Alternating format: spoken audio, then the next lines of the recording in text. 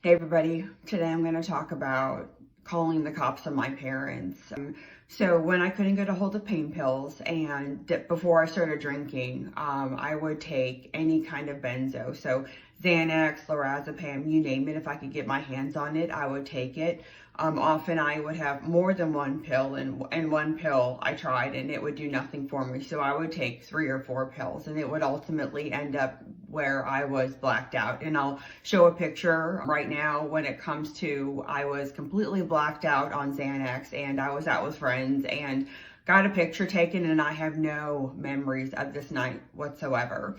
So in this particular experience, when I called the cops on my parents that day and ultimately that night, I ended up taking a bunch of benzos, and thankfully I wasn't blacked out yet at that time, but my parents could tell that I was on something and ultimately hid my keys. And I was super ticked off that they hid my keys. I wanted to go out that particular day. And so I ultimately ended up calling the cops on them, and cops showed up and they interviewed both myself and my parents. And surprisingly, I guess I didn't look like I was high when it comes to how I was acting or, what my eyes looked like, because they ultimately ended up decided to give my keys back. And I did end up going out. And understandably, my parents were absolutely infuriated that this had happened. And very shortly afterward, they ended up kicking my daughter and I out.